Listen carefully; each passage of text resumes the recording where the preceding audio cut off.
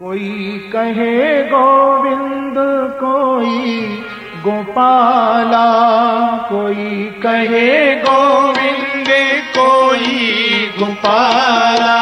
मैं तो कहूँ सावरिया बांसुरी वाला, मैं तो कहूँ सावरिया बांसुरी वाला।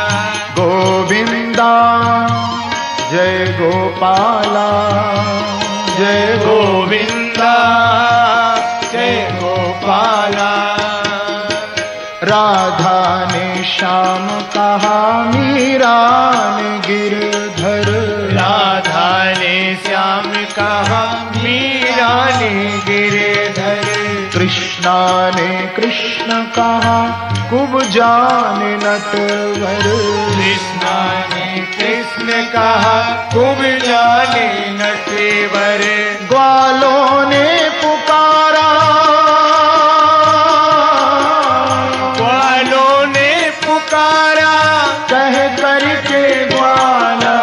मैं तो कहूँ सावरिया बांसुरी वाला। मैं तो कहूँ सावरिया बांसुरी वाला। मैं तो कहूँ सावरिया बांसुरी वाला। जय गोविंदा जय गोपाला, जय गोविंदा जय गोपाला। मैया तो कहती थी तुमको कन्हैया। मैया तो कहती थी तुमको कन्हैया। घनश्याम कहते थे बलराम भैया। घनश्याम कहते थे बलराम भैया। सूरा की आंखों के, सूरा की आंखों के तुम थे उजाला। मैं तो कहूँ सावरिया बांसुरी वाला। मैं तो कहूँ सावरिया बांसुरी वाला। मैं तो कहूँ सावरिया बांसुरी वाला। जय गोविंदा जय गोपाला, जय गोविंदा जय गोपाला।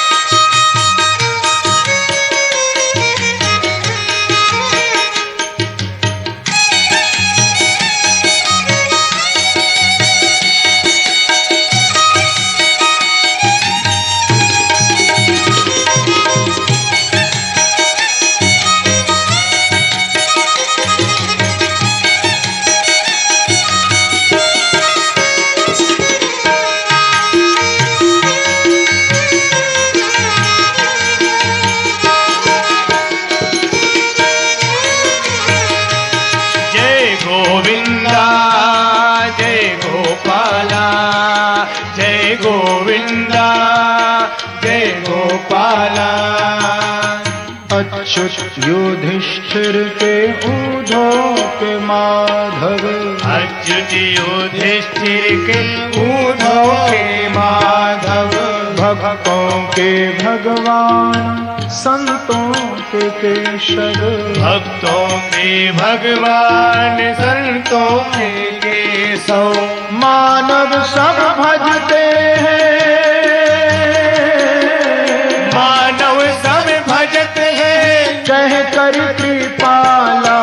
मैं तो कहूँ सावरिया बांसुरी वाला। मैं तो कहूँ सावरिया वाला। मैं गोविंदा जय गोपाला, जय गोविंदा जय गोपाला। कोई कहे गोविंद कोई गोपाला। कोई कहे गोविंद कोई गोपाला। मैं तो कहूँ सावरिया बांसुरी वाला।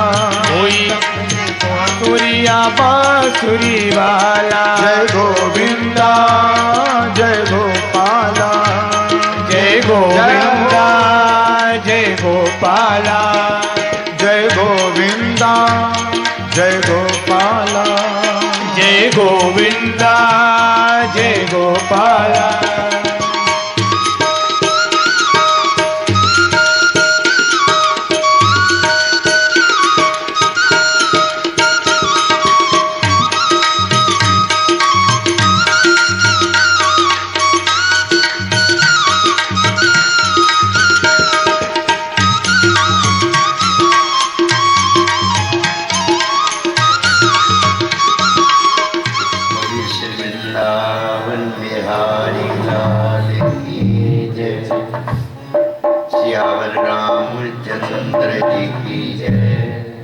राधावर कृष्ण चंद्र जी की जय। उमापति महादेव जी की जय। पवन सुत महावीर जी की जय। के बोलो सब संतन की जय। श्री सतगुरु महाराज जी तुम्हारी सदा सदा ही जय। बस्ती नगर की जय। बोलिए सच्चे दरबार की जय। जय जय श्री राधे जय जय श्री राधे हर हर महादेव। श्री सतगुरु देव करुणा निधि प्रभु जी अब तो करुणा कीजिए। मैं तो हूँ अधम अधीन पापी प्रभु जी अपनी शरण दीजिए। खा रहा गोते हूँ मैं भव सिंधु के मझधार में। आसरा है प्रभु जी दूसरा संसार में। मुझ में है जब तब न साधन और नहीं कुछ ज्ञान है। एक निर्लजता है बाकी प्रभु जी दूसरा अभिमान है। मेरी पाप बोझे से में जा मेरे नाथ दौड़ो जल्दी बचाओ प्रभु जी ये दौड़ो भी आप ही यदि छोड़ देंगे तो फिर कहाँ जाऊँगा मैं। जन्म दुख से नाव कैसे प्रभु जी पार कर पाऊंगा मैं। मैंने सब जगह पर भटक कर एक शरण ली सतगुरु देवा की। तारना या न तारना ये मर मर जी आपकी। तुम लग मेरी पहुँच है साया तुम लग मेरी है दौड़। जैसे काग जहाज को साया सूझत ना कछु ठोर। बख्श दियो बताइया मेरे सिर रे साइया। मैं ते आई हथ विच लेके प्याला घर थवाडे तो कोई न जा। सा खाली मंगया श्री राधे राधे नाम को मेरो कोटि कोटि प्रणाम। जाकी कृपा कटाक्ष को जो निर्घट है श्री राधे जो मेरी मात है। पिता मेरे मन श्याम युगल जोड़ी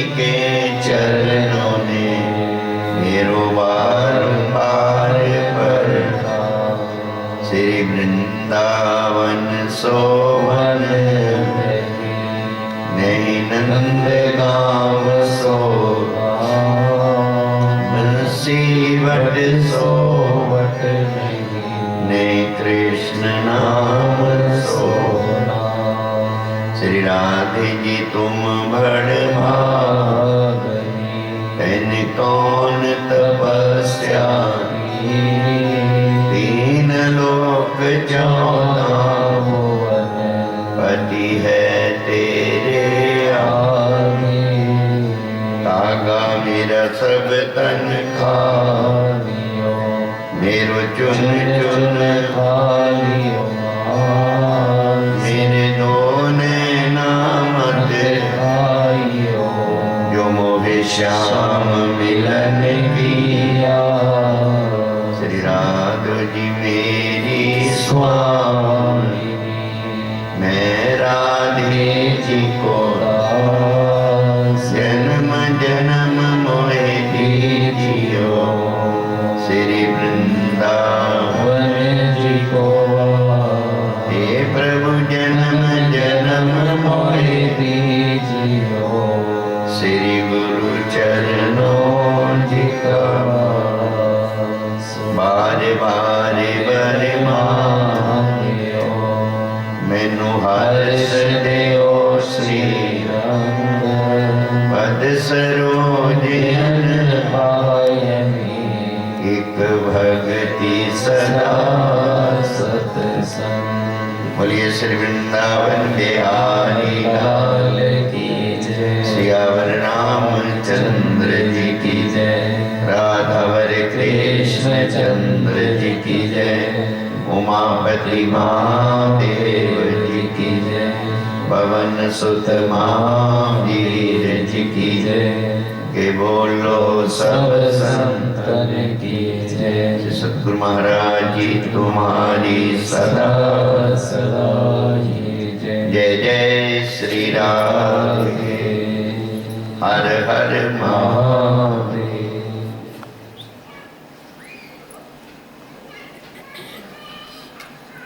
श्री कृष्ण चेतन प्रभु नित्यानंदा,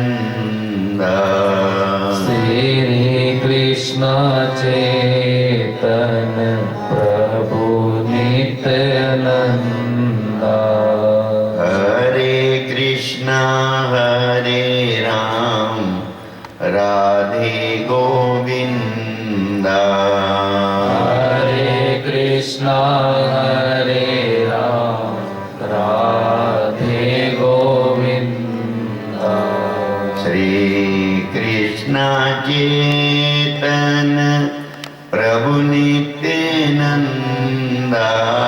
श्री कृष्ण चेतन प्रभु नित्यानंदा, श्री कृष्ण चेतन प्रभु नित्यानंदा, हरे कृष्णा हरे राम राधे गोविंदा, हरे कृष्णा हरे राम राधे गोविंदा, हरे कृष्णा हरे राम राधे गोविंदा। श्री कृष्ण चेतन प्रभु नित्यानंदा, श्री कृष्ण चेतन प्रभु नित्यानंदा, श्री कृष्ण चेतन प्रभु नित्यानंदा, हरे कृष्णा हरे राम राधे गोविंदा, हरे कृष्णा हरे राम राधे गोविंदा, हरे कृष्णा हरे राम राधे गोविंदा, हरे कृष्णा हरे राम राधे गोविंदा हरे कृष्णा हरे राम राधे गोविंदा हरे कृष्णा हरे राम राधे गोविंदा श्री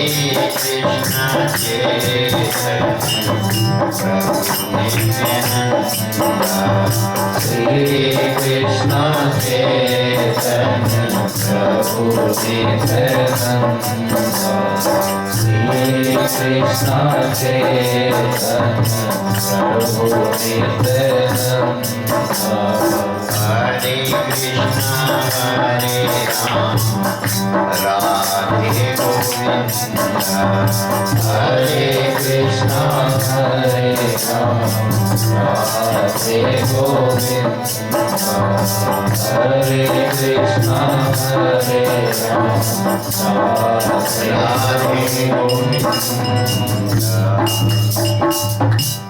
कथा प्रारंभ होते सुनो वीर हनुमान आए आसन लीजिए तेज पवन बलवान सियावर रामचंद्र की जय राधावर कृष्ण चंद्र जी की जय उमापति महादेव जी की जय पवन सुत महावीर जी की जय बोलो सब संतन की जय शुक्र महाराज तुम्हारी सदा सदा ही जय जय जय श्री राधे हर हर महादेव।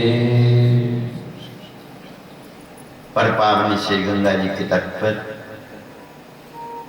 श्री सुखदेव महाराज जी राजा परीक्षित जी को ये कथा सुनाते हैं और नैमिषारण्य तीर्थ में 88,000 ऋषि मुनियों को सूर्य जी महाराज जी ने ये कथा सुनाई। श्रीमद् भागवत शास्त्र जो है संपूर्ण वेद पुराणों का मुक्तमणि है। भगवान वसुदेव श्री कृष्ण जी के जन जन मनोहरी लोक मंगलकारी चरित्रों का अति सरस चित्रण होने के कारण इस श्रीमद् भागवत की सभी धार्मिक ग्रंथों में सर्वोपरि मान्यता स्वीकार की गई। ज्ञान विज्ञान का अगाध सागर होने पर भी इसकी विशेषता यह है कि इसमें परमात्मा सच्चिदानंद श्री वसुदेव नारायण प्रभु का गुणगान ऐसे मधुर ढंग से हुआ है कि इसे पीते पीते संसारी जीव का जो प्राण है तृप्ति नहीं पाता। सभी वैष्णव संप्रदाय के आचार्यों ने भागवत को भगवान की प्राप्ति का प्रमुख द्वार माना और इसी के मार्गदर्शन को शिरोधार्य कर अपनी अपनी उपासना निर्धारित की गई है। देशों में विदेशों में उन अनेक जो प्राणी हैं आज भी इस संसार के कलेश में ज्वालाओं से शांति पाने के लिए चिंतन आत्मानंद के अमृत रस का पान करने के लिए जिस सुधा सरोवर की ओर दौड़े चले आते हैं वह यही भागवत ग्रंथ है। चाहे कोई बालक है, वृद्ध है, नर नारी, ज्ञानी अज्ञानी, योगी भोगी, सभी के लिए ये है हृदय का हार है। और इस युग के अनेक विद्वानों ने सुख सागर, प्रेम सागर आदि नामों से इसे सरल करने के प्रयास किए हैं और उनमें सरलता की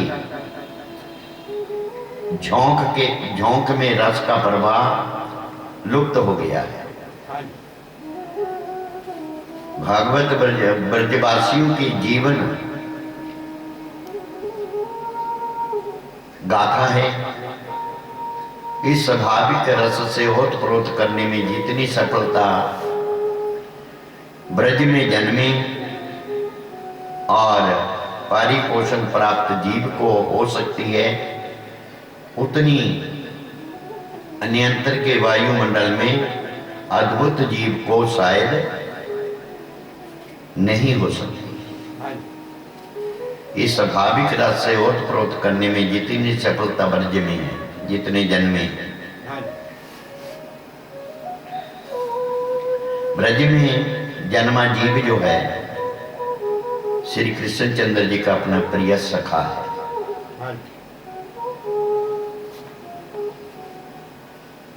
अस्तु प्रस्तुत ग्रंथ में भगवान की लीलाओं और अनुभवों को निकट ले आने वाली सरस सुगम समुद्र शैली में भी प्रभु का गुणगान किया गया है, जिसके प्रतिदिन पठन और भगवान में अवगहन से प्रभु प्रेमी जनों को अपने दैनिक जीवन में परिवर्तन मालूम होगा और वे दिन प्रतिदिन अपने आराध्य श्री मोर मुक्त मुरली वाले के समीप आते जाएंगे। एक दिन ऐसा भी आएगा जब वे नटवर नागर उनकी आंखों के सामने मधुर मुस्कुराते हुए आनंद सुधा बरसाते प्रकट हो जाएंगे। भक्त की साधन में बहुत बड़ा बल है। प्रभु आप पर सदैव अपनी मंगल में करुणा की वर्षा करते रहें, यही हमारी कामना है। बोलिए वृंदावन बिहारी लाल की जय। एक समय निमिषण्य के क्षेत्र में सौनक आदि 88,000 ऋषि मुनियों ने सूर्य जी महाराज जी से कहा, आप महाप्रभु की कोई ऐसी लीला का वर्णन कीजिए जिसमें भक्ति सहित ज्ञान व वैराग्य से वह परिपूर्ण हो। इस कराल कलयुग में प्राणी अपने अज्ञान के कारण संसारिक प्रपंचों में फंसकर राक्षसों के तुल्य आचरण कर रहे हैं। ना उनको सुख है ना चैन है, उनका सुख चैन नष्ट हो गया है, आठों पहर वो दुखी रहते हैं। तो हम लोगों की इच्छा है कि आप उनके उद्धार के लिए किसी ऐसी लीला का वर्णन करो कि जिससे उनको भगवान के चरणों की भक्ति प्राप्त होकर के सुख प्राप्त हो। ऋषियों की बात सुनकर के सूर्य जी बड़े प्रसन्न हुए। प्रेमियों कहने लगे कि तुम लोगों ने कलियुगी जीव के लिए ये बहुत अच्छा ही प्रश्न किया। काल रूपी सर्प के मुंह में पड़े हुए जीव के उद्धार के लिए, जो हम सभी काल रूपी सर्प के मुंह में पड़े हुए हैं, तो हमारे उद्धार के लिए एकमात्र श्रीमद् भागवत की कथा ही कही गई, जिसे वेद व्यास जी के पुत्र श्री सुखदेव महाराज जी ने राजा परीक्षित जी से सुनाई थी। जब वो श्रृंगी ऋषि के शाप के कारण गंगा जी के तट पर निवास करने लगे, उस समय श्री सुखदेव महाराज जी ने श्रीमद् भागवत की कथा राजा परीक्षित जी को सुनाई थी। उस समय देवताओं ने अमृत कलश ला करके श्री सुखदेव महाराज जी से कहा कि ये जो अमृत कलश है आप ले लीजिए और इसके बदले हम लोगों को श्रीमद् भागवत की कथा सुनाइए। देवताओं की ये बात सुनकर के पर प्रेमियों सुखदेव स्वामी जी बोले कि इस अमृत को पीने से तो मनुष्य की आयु केवल देवताओं के समान हो सकती है। तुम्हारी इस अमृत से कहीं अधिक श्रेष्ठ ये भागवत कथा है। इस भगवत कथा के एक सप्ताह पढ़ने से सुनने से प्राणी अमर हो जाता है। एक हफ्ते पर सच्चे मन से कहने वाला और सुनने वाला। किंतु तुम्हारी समझ से कहीं अधिक श्रेष्ठ यह कथा है। विचार करने के उपरांत राजा परीक्षित तुम्हारे इस अमृत को त्याग देंगे, वो कथा रूपी अमृत को ही ग्रहण करेंगे, क्योंकि आपकी कथा में, आपके अमृत में और कथामृत में बड़ा ही अंतर है। कितना अंतर है? जैसे कांच और मणि में होता है। कहाँ कांच है, कहाँ मणि है।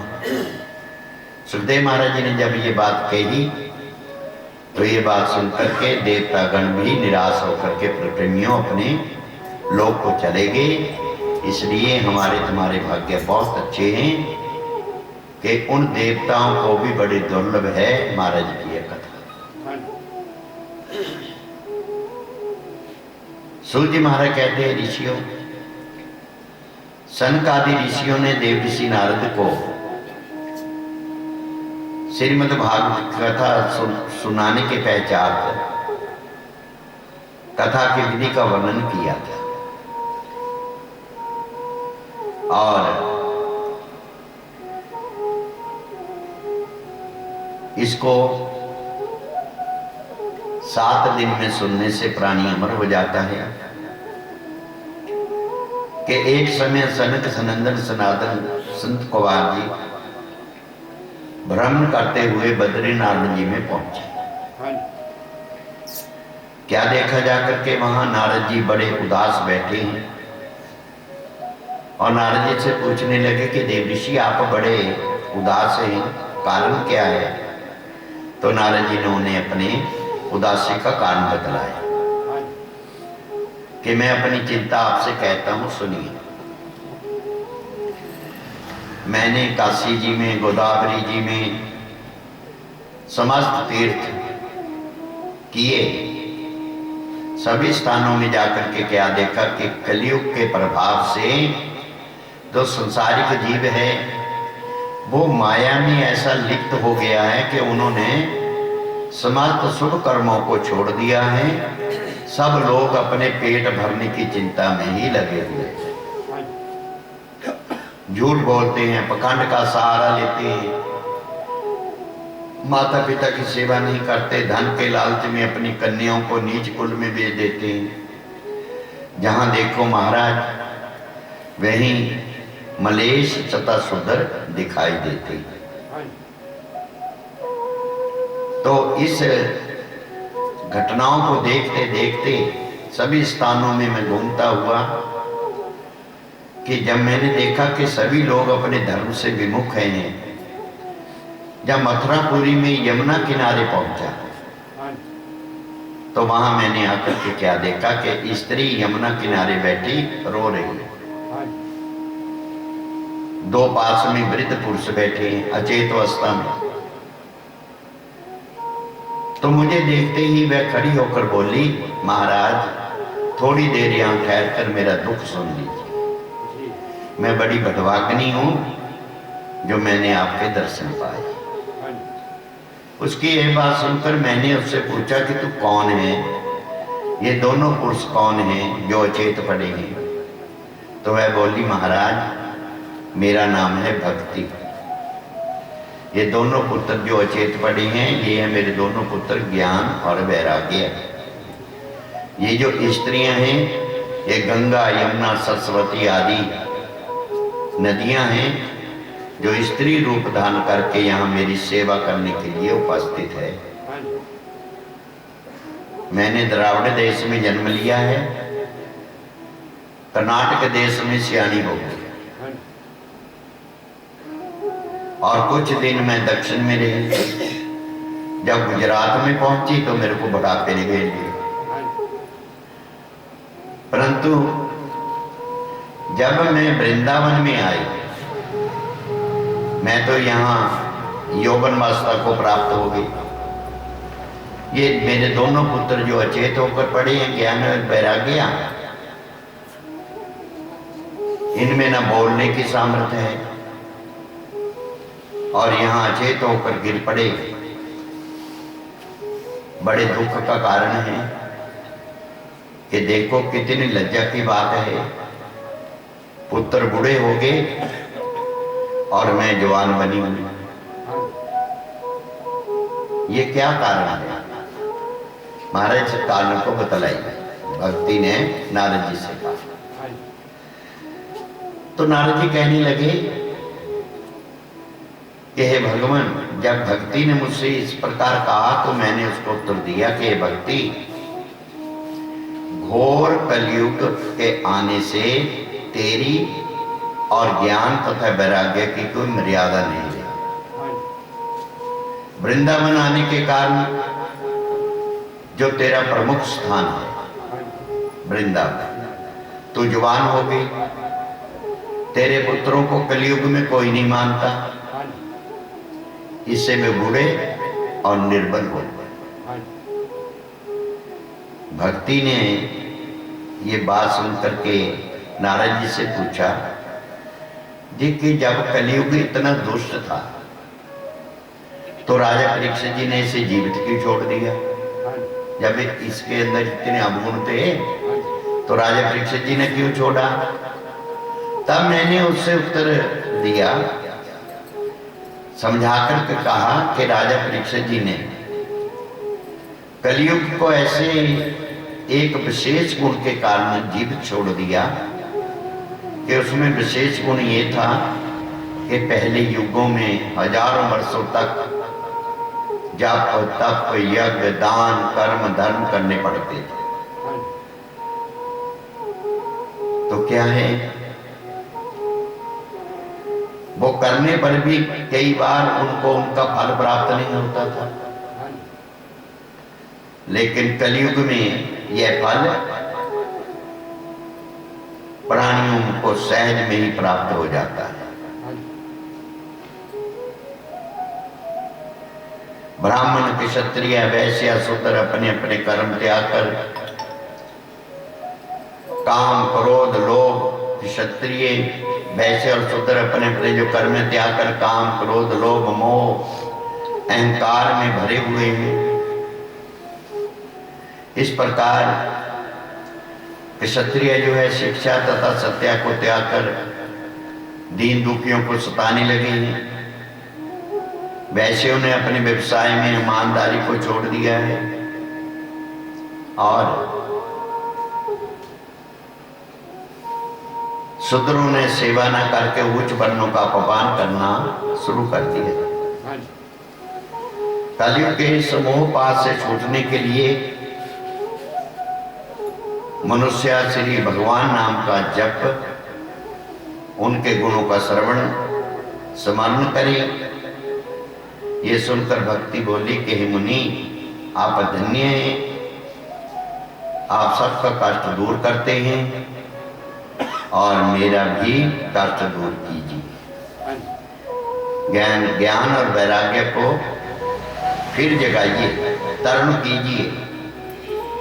मैं आपको साष्टांग प्रणाम करती हूँ। बोलिए वृंदावन बिहारी लाल की जय। गोपाल सहारा बन जाओ, गोपाल सहारा बन जाओ, गोपाल सहारा बन जाओ, गोपाल सहारा बन जाओ, लाल सहारा बन जाओ, नंदलाल सहारा बन जाओ, नंदलाल सहारा बन जाओ,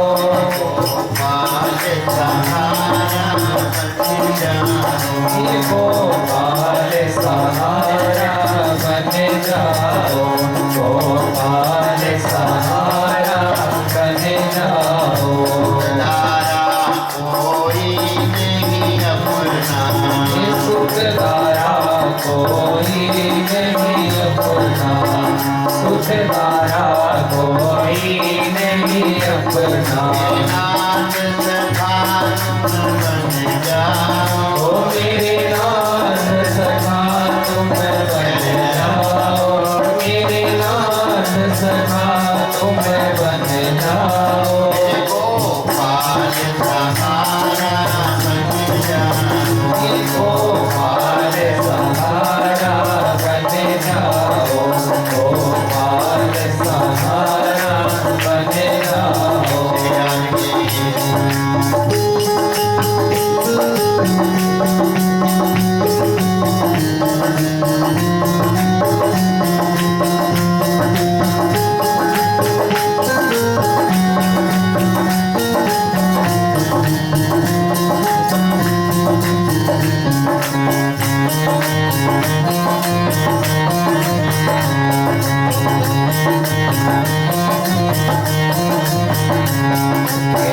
और अंधेरा मेरे घटे अंदर, और अंधेरा मेरे घटे अंदर, और अंधेरा मेरे घटे अंदर। नाथ उजाला कर जाओ, मेरे नाथ उजाला कर जाओ, मेरे नाथ उजाला कर जाओ, मेरे नाथ उजाला कर जाओ। नाथ सहारा बन जाओ, गोपाल सहारा बन जाओ, गोपाल सहारा बन जाओ।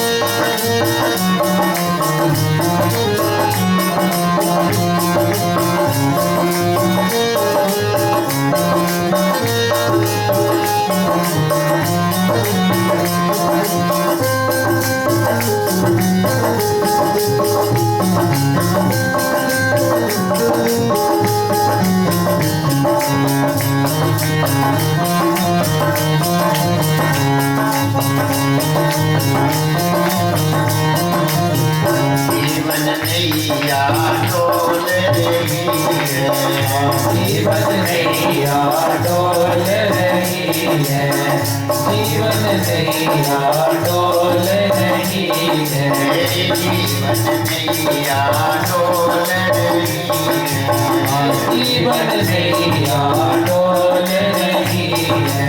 पार किनारा कर जाओ, ये भव पार किनारा कर जाओ, ये भव पार किनारा कर जाओ, ये भव पार किनारा कर जाओ।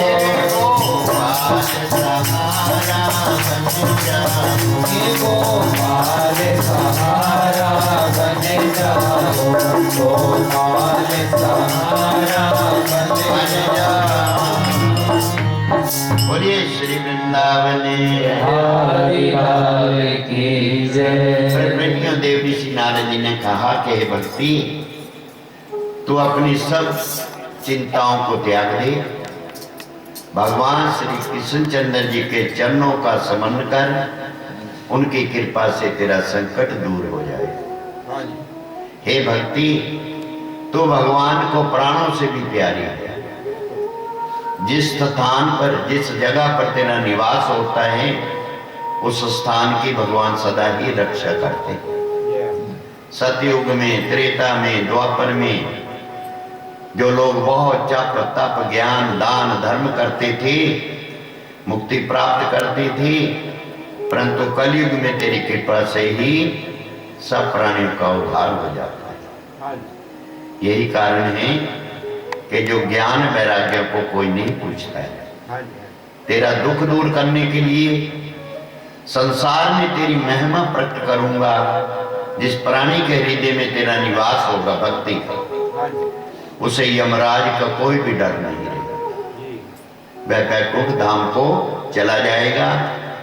जिन लोगों ने हजारों वर्ष तक तपस्या की है, तप किया है, उन्होंने भी बाद में भक्ति को अपनाया, तब भगवान श्री कृष्णचंद्र जी को प्राप्त किया। नारद जी ने जब ये बात कही तो भक्ति कहने लगी, आपने जैसे मेरे को धैर्य दिया है ऐसे ही मेरे दोनों मूर्छित पुत्रों को भी चैतन्य करने की कृपा करें। नारद जी ने कहा कि हे ऋषियों, भक्ति के बार बार कहने पर ज्ञान वैराग्य को मैंने बहुत जगाया, ना वह उठे ना उन्होंने कोई आंख खोली। मैंने वेद मंत्र तथा गीता जी का पाठ किया, उन्हें सुनकर थोड़ा सा उन्हें चैतन्य आई, चेत हुआ, पर जैसे ही उठने लगे वो इतने निर्बल हो चुके थे कि पुण्य फिर उसी अवस्था में चले गए। ये दशा देख करके उनकी मैं तो बहुत घबरा गई।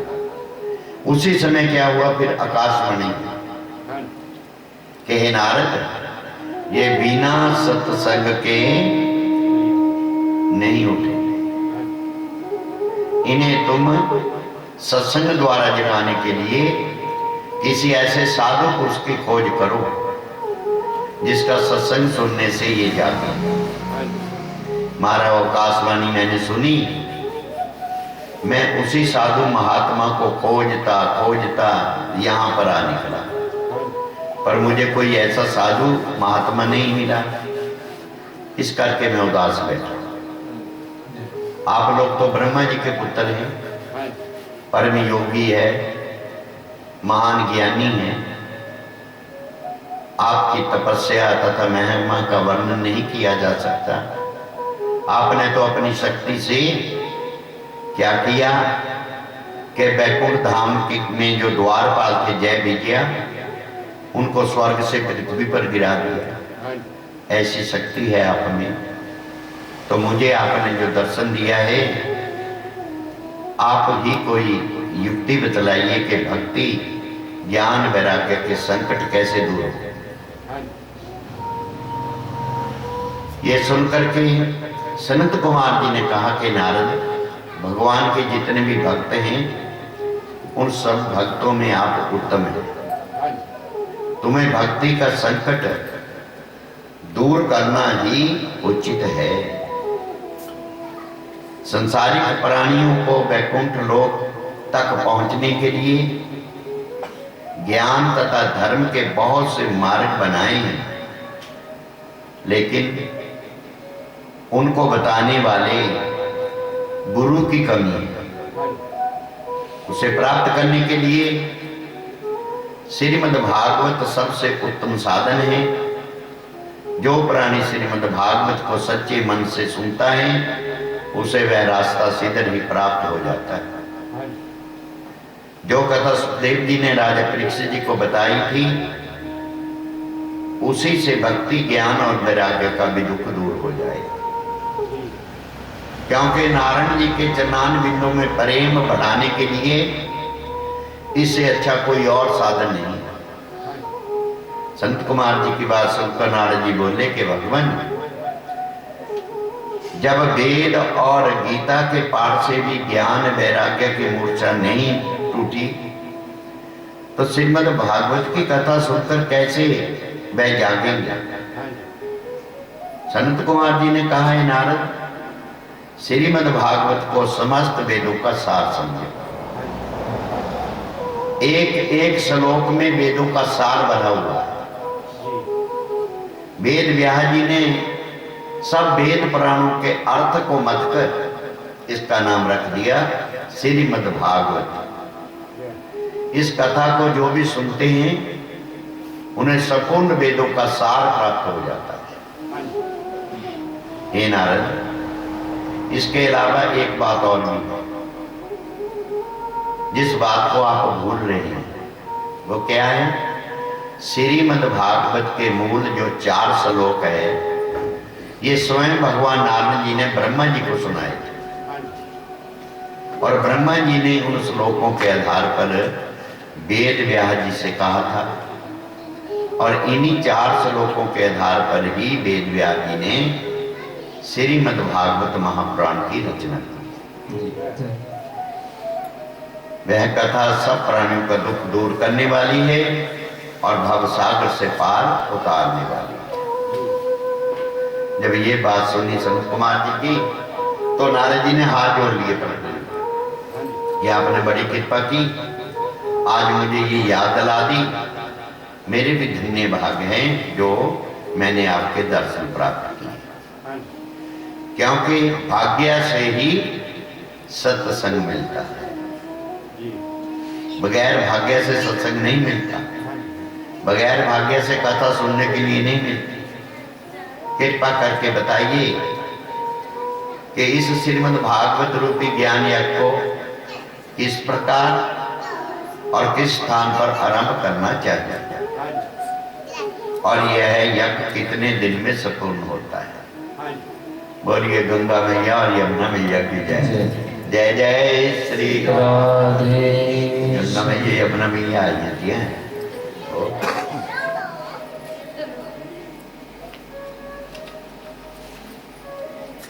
नारद जी ने जब ये बात कही तो नारद जी के साथ चारों भाई उनके साथ हरिद्वार के लिए चल गए। ऋषि मुनियों से आकर के कहा कि आप लोग यहाँ पर, हम इस जगह पर श्रीमद् भागवत की कथा करेंगे। इस कथा अमृत का पान जिसने भी करना हो इकट्ठे होकर के इसका श्रवण करें। ये खबर मिलते ही भृगु ऋषि जी, वशिष्ठ जी, चैमन ऋषि जी, मेधातिथि जी, मार्कंडेय जी, वेद व्यास जी, पराशर आदि जितने भी ऋषि मुनि थे वहां पर आकर के उपस्थित हुए और उनके अतिरिक्त समस्त वेद, गंगा आदि नदियां भी मनुष्य का रूप धारण करके वहां आई और भक्ति अपने दोनों पुत्रों ज्ञान वैराग्य को लेकर के श्री कृष्ण गोविंद हरे मुरारी हे नाथ नारायण वासुदेवाय इस नाम का जाप करते हुए उस कथा को सुनने के लिए वहां पहुंचे। 14 भवनों के गंधर्व, किन्नर, यक्ष, नाग, अनन्य प्राणी भी वहां आकर के उस ज्ञान यज्ञ में भाग लेने लगे। उस समय जो वैष्णव थे, विरक्त लोग थे, उन महापुरुषों ने शंख ध्वनि के साथ गंभीर जय ध्वनि, शंख बजाए जय ध्वनि, और देवता गण भी अपने अपने विमानों पर बैठ करके श्रीमद् भागवत की कथा श्रवण करने को वहां आए। उस समय संत कुमार जी ने नारद जी से कहा कि नारद, हम तुम्हें भी कथा सुनाते हैं जो श्री सुखदेव स्वामी जी ने राजा परीक्षित जी को सुनाई। श्रीमद् भागवत की जो कथा है इसमें क्या 18,000 श्लोक है, जिसके पढ़ने से, सुनने से भक्ति तथा मुक्ति मिलती है। और प्रेमियों, काशी जी, प्रयाग जी, गया, कुरुक्षेत्र, पुष्कर आदि तीर्थों का स्नान भी इस कथा के श्रवण फल के समान फलदायक नहीं। जो मनुष्य प्रतिदिन श्रीमद् भागवत का एक अथवा आधा श्लोक भी पढ़ता है वह मुक्ति को प्राप्त कर लेता है। करोड़ों जन्मों के उसके पाप नष्ट हो जाते हैं और जिसने मानस देह पाकर के, मानव जन्म पाकर के भगवान की कथा नहीं सुनी उसे धिक्कार है। कलयुग में मनुष्यों से दान, धर्म, यज्ञ, तप नहीं होता क्योंकि उनका मन विषयों में फंसा रहता है। ऐसे जीवों के उद्धार के लिए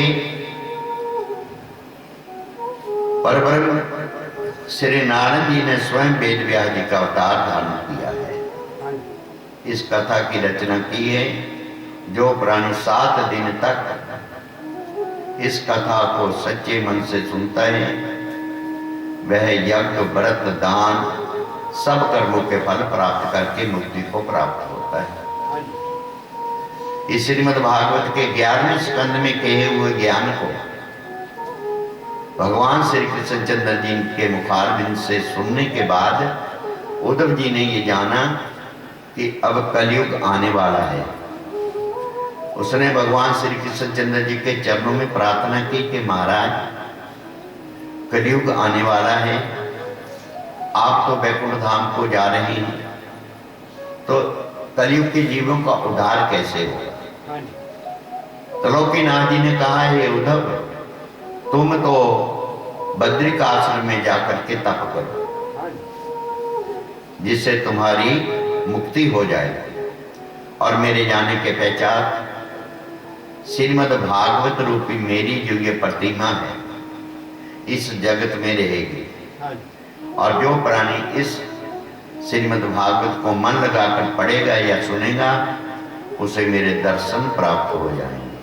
बोलिए वृंदावन की जय। इस तरह सप्ताह परायण कथा को भावसागर के दुखों से छुड़ाने वाली समझना चाहिए। इसके अलावा और कोई वस्तु मनुष्य को माया रूपी जाल से छुड़ाने में श्रेष्ठ नहीं है। बोलिए वृंदावन की जय। जय जय श्री राधे। दया की नजर हो जरा बंसी वाले, दया की नजर हो जरा बंसी वाले, दया की नजर हो जरा बंसी वाले। है तेरा आसरा कमली वाले, हमें है तेरा आसरा कमली वाले, हमें है तेरा आसरा कमली वाले।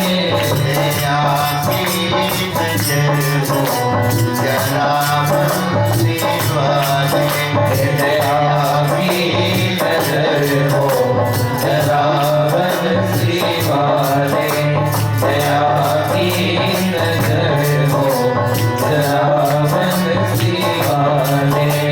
किनारा ही यमुना का आंखें मेरी, किनारा ही यमुना का आंखें है मेरी, किनारा ही यमुना का आंखें है मेरी। प्रभु जैसे आपको यमुना का किनारा पसंद है, वैसे मेरे पास भी यमुना का किनारा है, ये मेरी आँख। किनारा ही यमुना का आंखें मेरी, किनारा ही यमुना का आंखें है मेरी। जरा बंसी वाले, यही मीत होंगे जरा बंसी वाले, यही मीत होंगे जरा बंसी वाले। तेरा आसरा कमली वाले, हमें है तेरा आसरा कमली वाले, हमें है तेरा आसरा कमली वाले। दया की नजर हो जरा बंसी वाले, दया की नजर हो जरा बंसी वाले, दया की नजर हो जरा बंसी वाले।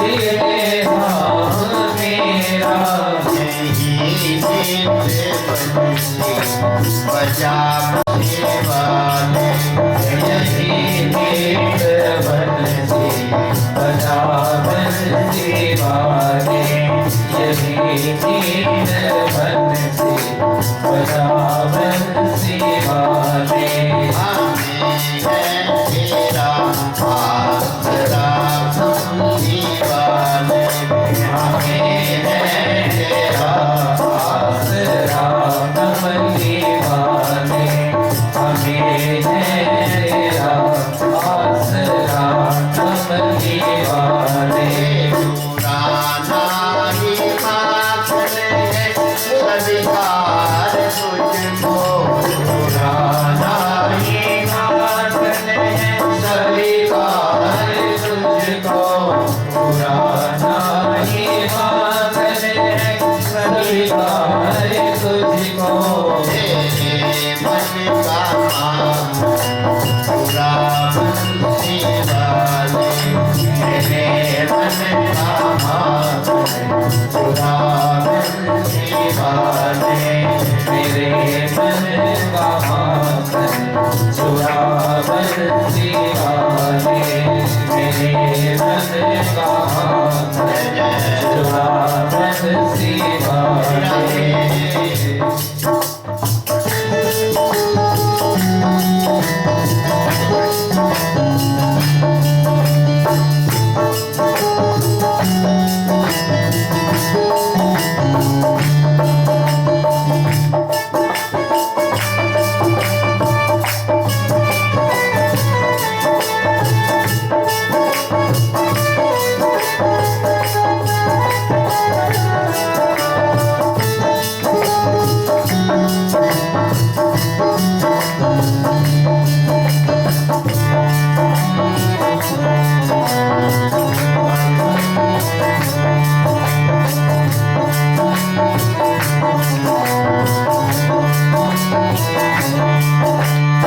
आया गिरिराज को तूने रख पे उठाया, गिरिराज को तूने रख पर उठाया, गिरिराज को तूने रख पर।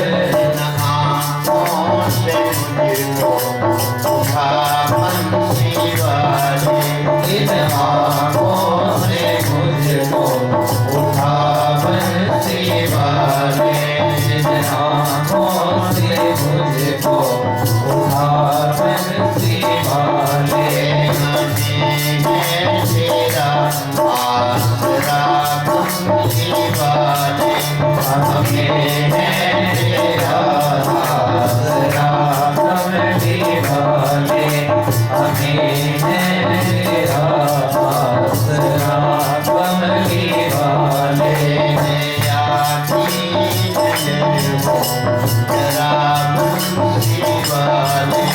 दया की नजर हो जरा बंसी वाले, दया की नजर हो जरा।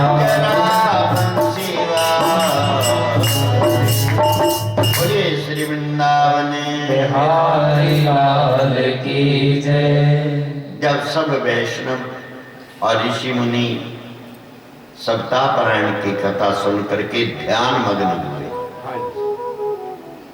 तो उस समय क्या हुआ प्रेमियों, पीतंबरधारी करदनी मुकुट कुंडल रतन जटित भूषणों से युक्त मस्तक पर केसर का तिलक लगाए श्री मुरली मनोहर जी ने त्रिभंगी छवि धारण कर उद्धव आदि सखाओं को संग ले उस ज्ञान यज्ञ में जाकर सबको अपने दर्शन दे करके तीर्थार्थ कर दिया। उस कथामृत को कानों द्वारा सुनकर भक्तजनों के हृदय में जो श्यामल मूर्ति निवास कर रही थी वे साकार रूप में नेत्रों के आगे आ गई। श्री कृष्ण चंद्र जी के दर्शन करके सभी लोग अपने आप को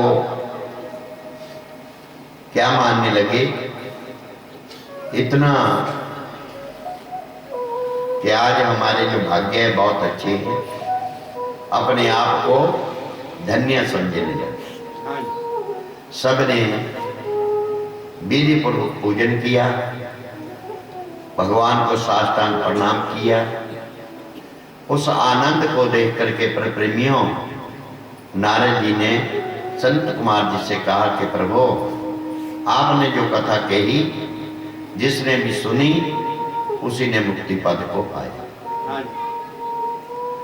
अब इसका जो महत्व है, इसको सुनने से किस किस का कल्याण होता है, वो कहने की कृपा करें। संत कुमार जी कहने लगे, कलयुग में जो महापापी मनुष्य भी है, जिसको नरक भी कहता है, मेरे से बाहर चली जा, इस सप्ताह यज्ञ के सुनने से वह भी पवित्र होकर के मुक्ति पद को पाएंगे। इसके संबंध में एक बहुत प्राचीन कथा है, आपको मैं वो सुनाता हूं, सुनो। दक्षिण दिशा में तुंगभद्रा नदी के किनारे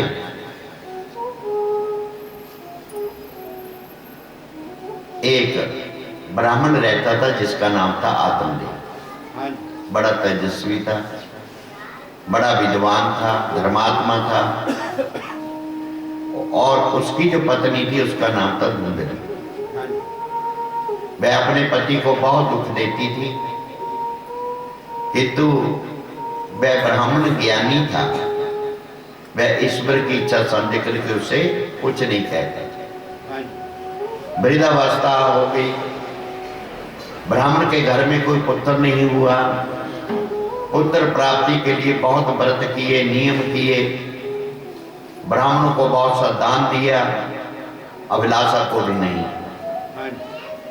निराश होकर के एक दिन देह त्यागने की इच्छा से घर से निकल गया और जंगल में पहुंच गया। दोपहर का समय था, प्यास लगी, व्याकुल हुआ, सरोवर पर चला गया, जल पी करके बैठा बैठा सोचने लगा। उसी समय हरि इच्छा से एक महात्मा वहां आए। आत्मदेव जी ने देखा कि इनके अंदर बहुत तेज है, बड़े आदर से उन्हें बैठाया। महात्मा जी ने आत्मदेव को शोकाकुल देख करके पूछा कि ब्राह्मण, इतने चिंतित क्यों हो रहे हो? जब ये बात सुनी, आत्मदेव जी के नेत्रों से जल बहने लगा कि ना जाने पूर्व जन्म में मैंने कौन ऐसे पाप किए हैं कि जिनके कारण इस जन्म में मुझे संतान प्राप्त नहीं। मैं तो यहाँ अपने प्राण त्याग करने के लिए आया हूँ, और जिसकी संसार में संतान न हो, उसके धन को, उसकी संपत्ति को, उसके वंश को क्या करना है? अधिकार है। मैं तो ऐसा भागा हूं कि मेरे घर में जो गौ माता है वो भी बांझ है। कोई वृक्ष लगाता हूं, उसमें फल नहीं लगते। बाजार से जो मैं फल वगैरह ले आता हूं वो सूख जाते हैं। इतना कह करके ब्राह्मण बहुत जोर से रोने लगा। रोता हुआ देखकर महात्मा ने कहा कि तू निराश मत हो, मैं तेरे दुख को दूर करने का अभी विचार करता हूं। ये कह करके प्रकृति उस महात्मा ने उस ब्राह्मण की कर्म रेखा देखी।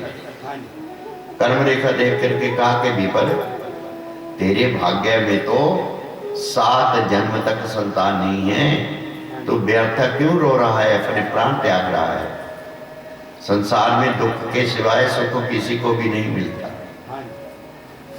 कलयुग में पुत्र होने से किसी को सुख प्राप्त नहीं होता।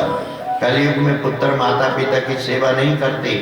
इसलिए हे ब्राह्मण, तो पुत्र प्राप्ति की इच्छा को छोड़ दे, भगवान के चरणों में मन लगा ले, इसी से आपको परम सुख की प्राप्ति हो जाए।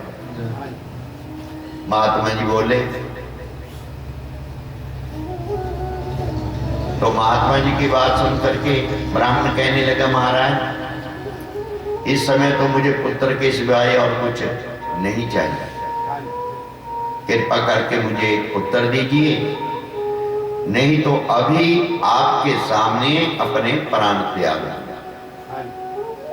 महात्मा ने आत्मदेव की जब ये दशा देखी तो कहा कि विपर, एक राजा थे चित्रकेतु, उसने भी अपने संतान प्राप्ति के लिए 10,000 विवाह किए थे, एक नहीं 10,000, फिर भी उनके पुत्र की प्राप्ति नहीं हुई। जिन लोगों के भाग्य में नहीं होता उनका प्रयत्न निष्फल जाता है। ऐसा विचार कर तुझे पुत्र प्राप्ति की कामना त्याग लेनी चाहिए। ये बात सुनकर के ब्राह्मण बोला, महात्मा जी, ये जो आप ज्ञान की बातें, ये उपदेश जो मेरे को दे रहे हैं, मेरे को अच्छा नहीं लगता। कृपा करके कोई ऐसा उपाय बतलाइए जिससे मैं पुत्र का पिता बन सकूं। आत्मदेव जी का हठ देख करके महात्मा जी ने उसे एक फल दिया कि यदि तेरी ऐसी इच्छा है तो तू ये फल ले जाकर अपनी स्त्री को खिला दे, इस पर चाहेगा तो तुझे पुत्र की प्राप्ति हो जाएगी।